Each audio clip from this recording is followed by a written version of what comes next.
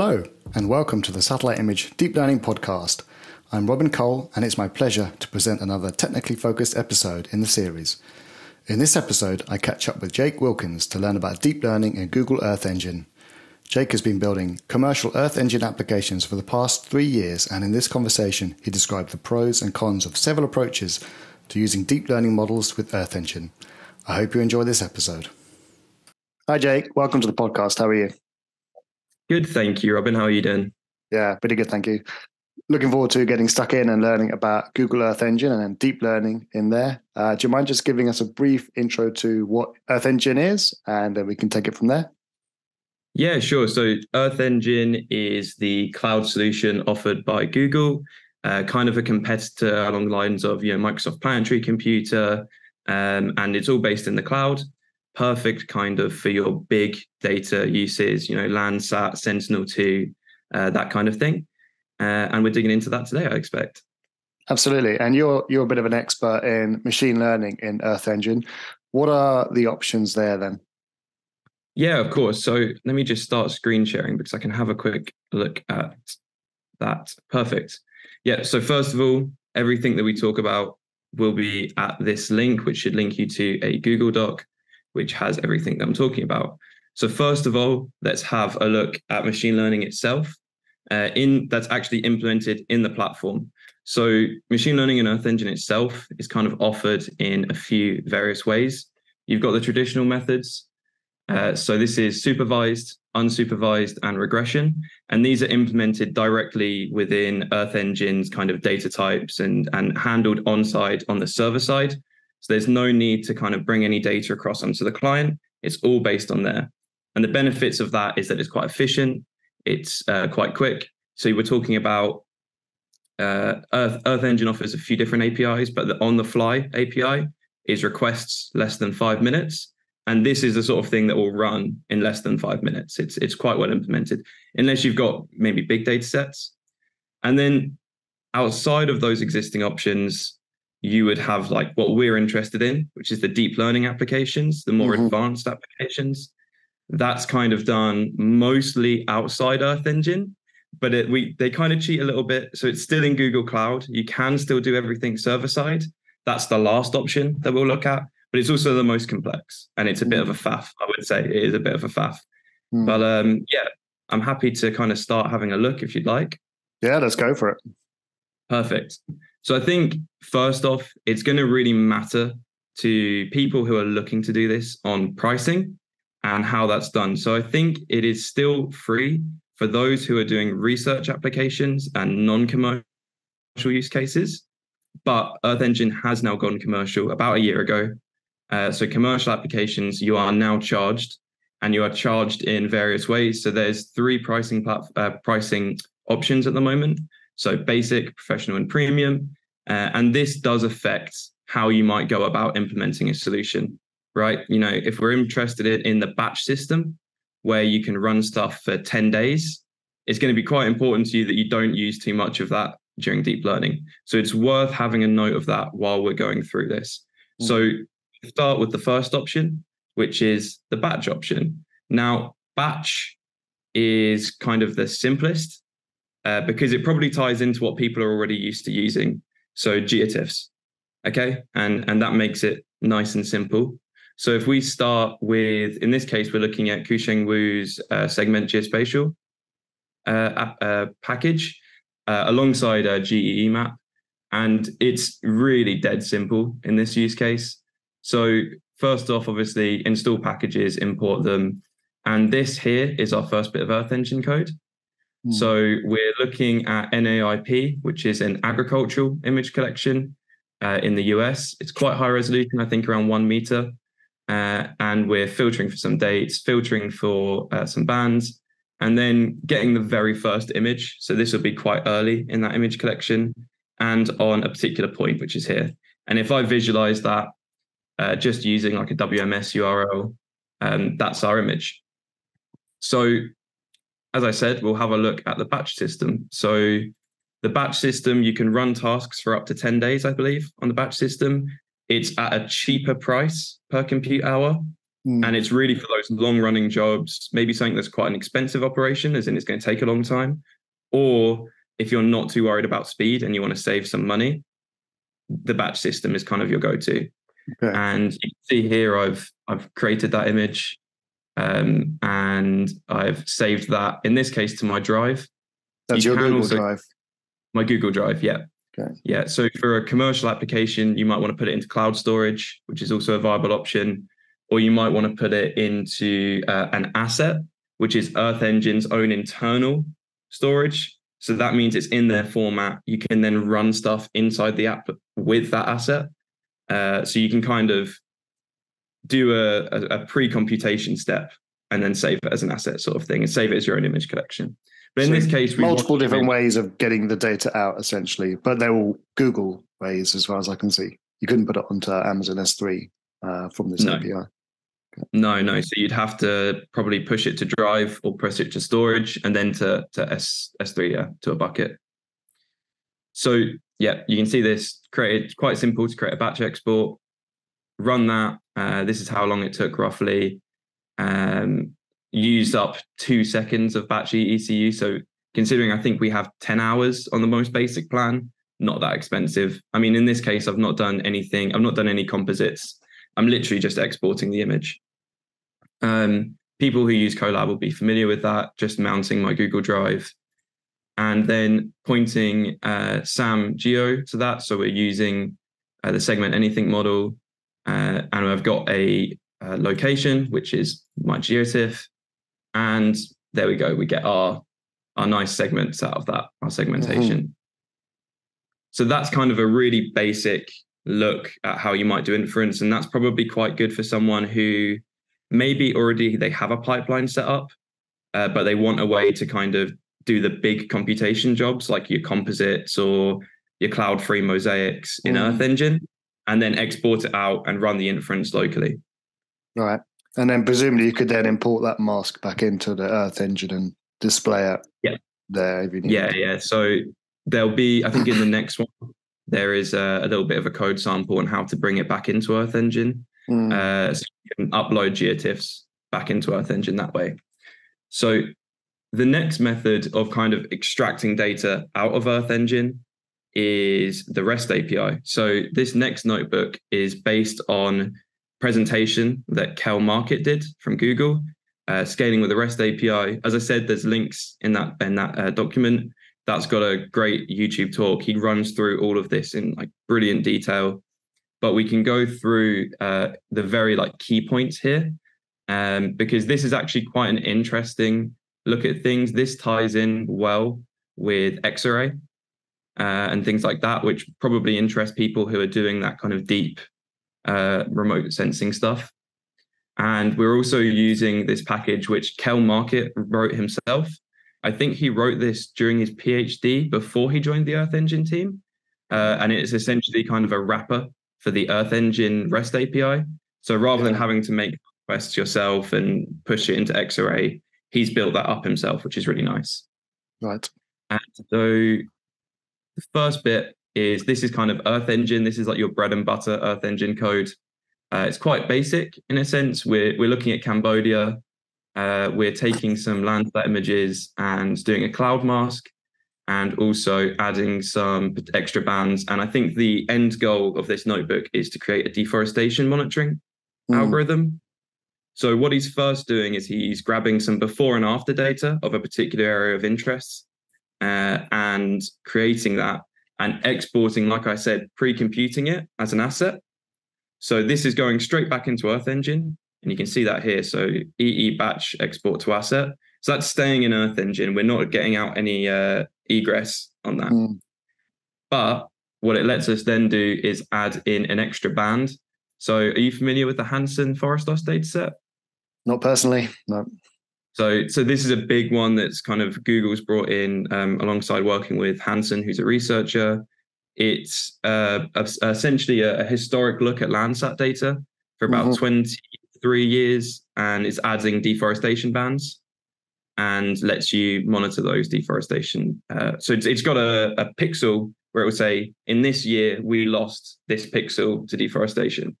And so what we're doing is taking a before and after image, grabbing the 2020 forest loss data, and we're going to grab and start sampling that as pixels. And we can just to clarify, so that's a deep learning data set, or it's just a segmentation data set? It's a deep learning data set. I don't think the model is public. The one note I would say about it at the moment is that they made the 2001 to 2016 data with an old model, updated the model, but have only run that from 2016 to now. So pre-2016, and to now, there are differences where the algorithm obviously got better. So that's just a heads up about that one data set, because it's tripped a few people up. I think it even tripped up The Guardian at one point. Sorry, just to clarify, so the Earth Engine itself has the model deployed inside and you can use it? No, so it's not. No, it's a pre-computed data set. Okay, so they're not doing any actual machine learning on demand. Okay, they've just run it and stored the inferences in Earth Engine. Yeah, okay. Yeah, exactly. And that's why you find pre-2016 that's not so good, because they haven't rerun it on that old data yet. I think that is a plan for version 2, but at the moment we're on 1.10. Another example of a data set that Earth Engine also gives out, which is a machine learning algorithm, but it's run, you can't inference in Earth Engine, it's pre-inferenced and loaded in, is Dynamic World, which is a land cover data set based on Sentinel-2. And that gives you near real-time land cover data. But they're running that model outside of Earth Engine as Sentinel-2 gets ingested into their system. So that's how they're running that. Okay. So in this case, we've got a before and after Landsat image. And alongside that, we've got pixels, which are forest loss. So then what we're going to do is we're going to take a sample of that data and export that as a table. And what we can also do alongside that, and this is where we get into the kind of the meat of the REST API stuff. So what we're doing here is we take our bounds, which were Cambodia, I believe, take the bounding box and split that up into sizes of 500 by 500 pixels with a resolution of 90 meters. So, and then we get a number of X's, a number of Y's based on that. And we create something called a domain. And a domain essentially is made up of a bounding box and the number of pixels that you want inside that bounding box. And what you get is a block of domains that we can then make, let's say 100 of those domains, and request them all at the same time using multi-threading. And request those through and get them through as X-rays. And so that's a really powerful tool, because you can imagine with that, obviously in this case, we're requesting all of the tiles to the same compute point, but you could actually just generate those URLs and put that on a distributed system where you could then get it to run through. I think TensorFlow has generators. I'm not sure what the equivalent is in PyTorch, where you can basically say, if you need more data, look at this URL, and it'll pull that data through. Yeah. So we can pull that through, and this is just a quick look at randomly visualizing some of that. But essentially what we've now done is we've pulled through image tiles with X-rays and samples where we know at specific locations where deforestation has occurred. And we're building up, I think in this case, a very a basic scikit-learn logistic regression model. But you can imagine in this case, put in any deep learning application here, and build up that model. People will be familiar with this, your X's, your Y's. And what we can then do is we then have that model, and we can now run through our blocks and inference on those. And so because it's all in X-ray, we've got X-ray blocks. It's quite simple from that point. Run through, run inference on those. And afterwards, we can save those as cogs. And once we've saved them as cogs, so this is just a basic script for running through and saving these as cogs from X-ray using Rio. Once you've done that, you can then start running through, and this is how you'd upload back into Earth Engine. as a cloud optimized GeoTIFF backed asset. So in this case, what we do is we're uploading it to a Google storage bucket, and then we can actually point Earth Engine to look at that bucket and say, hey, I've got a bunch of GeoTIFFs in this bucket, treat these like an image collection. Mm-hmm. And now I can then use it as an image collection natively in Earth Engine. Right. So it's a bit of a roundabout way, because you're taking that data out, running inference and putting it back in. But it really depends on what application you're looking at, right? You know, if you just want to pre-compute all your data in Earth Engine, and then do like the easy bit, which is your inference on your side, you can do. And you can kind of plug and play, as I imagine many people have already got systems set up. Yeah. And they maybe just want to look at Earth Engine to do, that's like I said, generate Landsat composites for 40 years. Realistically, you know, spinning up all the compute, downloading all the Landsat imagery, be a massive pain. Whereas an Earth Engine is quite a simple task to put together. Yeah. Yeah, I've had a similar workflow using a Stack API where you get, you know, queries on it, and then you put that into X arrays and you do your processing, and then you generate new, you know, objects or items or whatever, and then presumably you can put them back into the Stack catalog as well. So this is the mental model I've got in my mind, that Earth Engine is quite similar to this sort of cataloging system that it holds all the data and will respond to queries, but not necessarily. It's a place where you're going to do all your number crunching. That's going to happen somewhere else.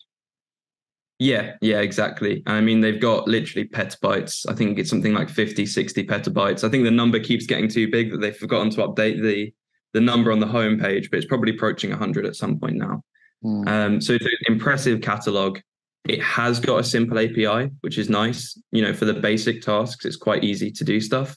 So it really is, your big number crunching, your batch exports. It's a good place to do that. Yeah. And so finally, let's have a look at what I would say is kind of the most complex model, the most tied in as well to Google Cloud. Probably, you know, the best performance as well in that case. But this is a faff. I would say this is going to be, you would have to be looking at building, I think, a Google platform only solution to find this kind of to be super, super up in your realms of interest. Okay. And this is the way that you can run the model in the Google AI platform.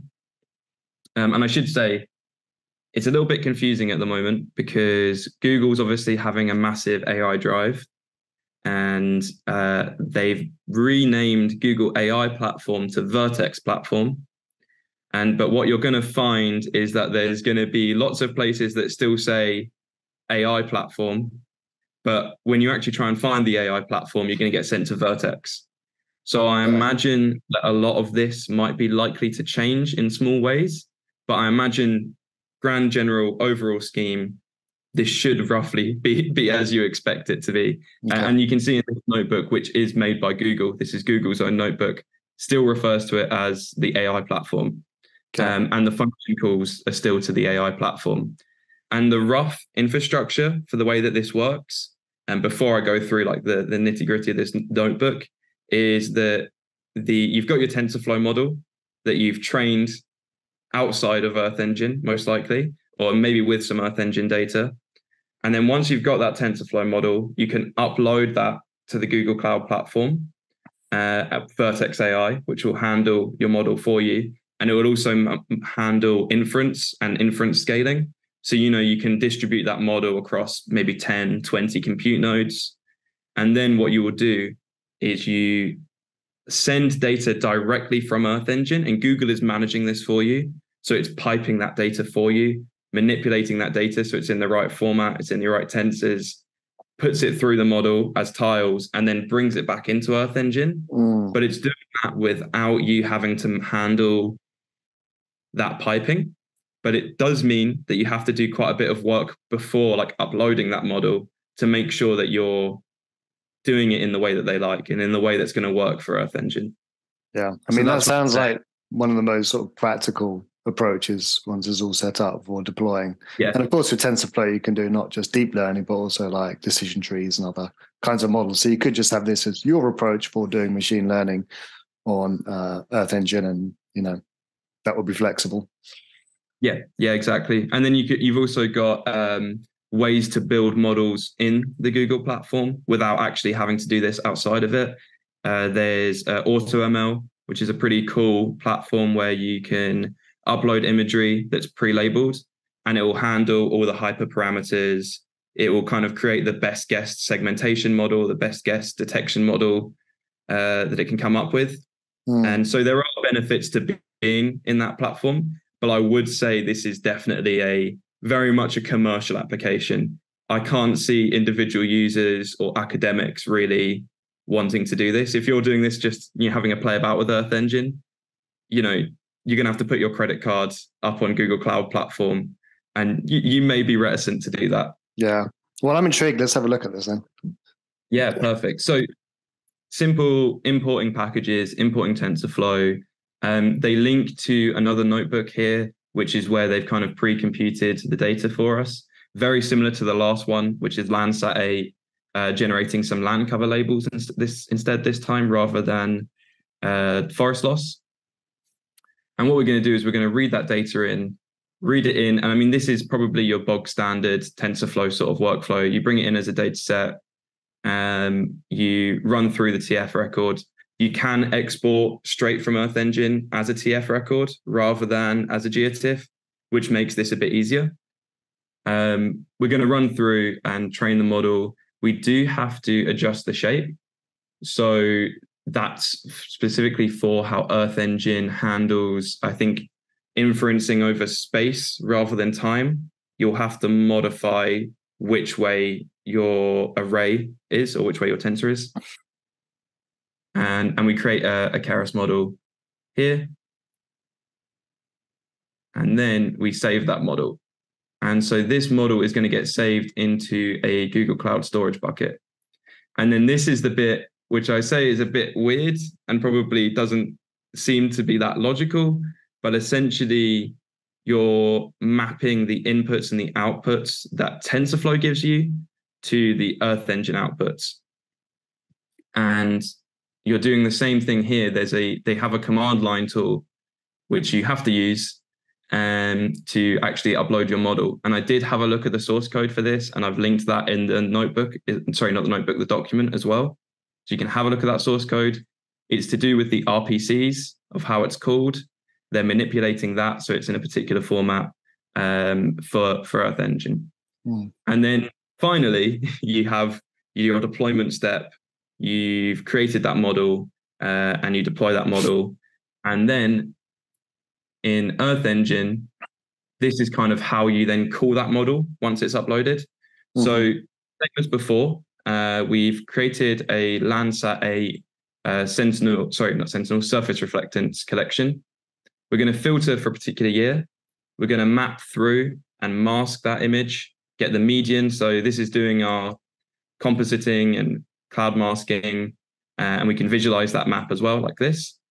And then this bit is like your non-traditional Earth Engine thing. So in Earth Engine, you try and avoid as much as you can data types. Earth Engine really keeps that away from you a lot of the time. So, your integers, your floats, your unsigned, your signed. But in this case, we have to convert it to an array. And that's, as I was saying before, it's a particular format that the AI platform expects. And then you create this Earth Engine model object. And as I said, this is currently from the AI platform. This is Synonym Vertex platform. And you create your predictor. And you're saying here, you're defining, where the model is, what version of the model to use, your tile sizes, the projection to use, and your output band. So what you expect to get out, because obviously some models will have a single output, but if you have multiple outputs, you can also define that as having multiple outputs. So you could maybe output a 3-band image. Maybe you output, for example, with a land cover data set, you might output your probability per class. And then also your 9th band, let's say if you have 8 classes, your 9th band will be what class you actually think it is. And then you run your prediction. And then you do this array flatten, which gives it back to you. and gets it back as an image collection, and then you get your the maximum probability, which you then rename as label, and then visualize that. So there's still a little bit of data wrangling in and out, but considering this is all happening server side, so you're not actually running anything locally at this point, there is a lot of benefits to that. But it's definitely tying you in. Obviously, you're going to be quite tied into that platform. I'm also curious about the developer experience, because obviously if you're working locally, you can, debugging is going to be straightforward, etc. How does that work with this, client server arrangement here? Yeah, I mean, Earth Engine and debugging is definitely like a tricky point. As someone who, I've been doing this for 3 years, and it never necessarily gets easier. I would say it's definitely something that you really have to get your head around lazy computation as well. So nothing is actually, the code that you're writing is essentially doing nothing until you request that tile or until you request a map layer. And that's one thing to get your head around as a developer. And then secondly, you have to start essentially just chucking in get infos. And get info is how you make a server-side call. And that's how you break up that request and try and debug it and work out as best as you can. But it's definitely not easy. I would say that. I mean, it's a learning curve. You start to get a knack for these things. You get an understanding of how Earth Engine works behind the scenes, but it's not easy as a debugging experience. There's full guides on the Earth Engine docs that take you through it, and there's best practices and so on. But at the end of the day, it's practice to get it to work. Okay, get stuck in, get your hands dirty. And Earth Engine itself is also a bit of a black box, right? It's not like you can understand the source code for Earth Engine. Yeah. So from my understanding, I mean, Earth Engine has been around for a long time. So it predates COGS, predates Stack. And so they had to come up with solutions for that time. And so my understanding is that behind the scenes, it's Cloud Bigtable, or at least it used to be Cloud Bigtable as the storage format, and they're essentially using their own proprietary version of COG before, because like I say, it predates COG, but they came up with a similar solution where kind of like an MP4, you've got your table of contents at the front. You can find stuff. I know they use GDAL on the back end as well for quite a lot of it. But at the end of the day, it's a black box. You can't look at that source code. Yeah. And it doesn't provide a sort of a standardized interface like a Stack API that complements the Earth Engine API, does it? So they have Stack, but it's not a Stack API in the sense of you can just request images via it because it's still Earth Engine code that you have to write. And they have their standardized API and their documentation, which is, can't get that up right now, which is here. And so there's full documentation there on the client libraries, which are JavaScript and Python, the code editor.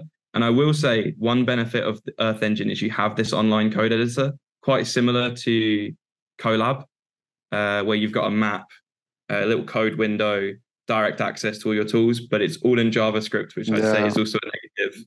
So, but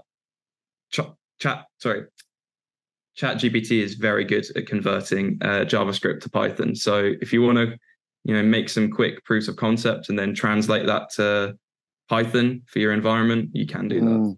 Okay, that sounds like a fun workflow. Well, thank you so much for this introduction into machine learning in Earth Engine. Just one final question. If you had any feature requests for the Earth Engine team, what would they be? Oh, that's a hard question. I'm interested to see how their vector support improves.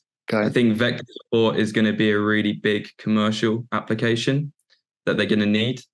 And a lot of that is handled in BigQuery at the moment, but piping between BigQuery and Earth Engine and back and forth is not necessarily something you want to do.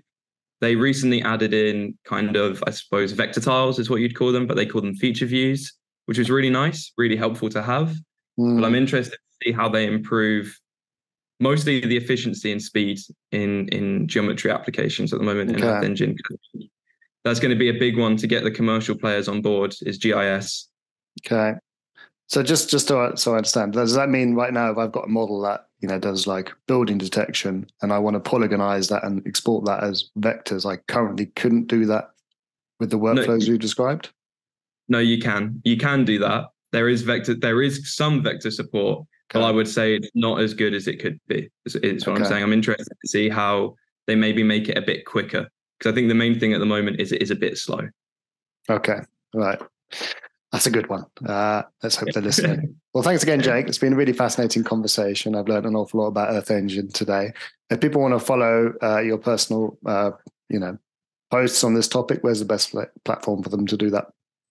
Yeah, so I'm not writing a huge amount at the moment, but I'd love to. I'd say follow me on LinkedIn, connect with me on LinkedIn or on GitHub. A good place to keep up with what I'm doing is Blox. That's where I work. That's where the majority of my Earth Engine stuff goes. Check that out. It's a good place to see. It's a good entry level point to Earth Engine. Fantastic. I'll put those in the show notes. Well, once again, thank you, Jake, and I'll see you next time. Thank you very much. Cheers.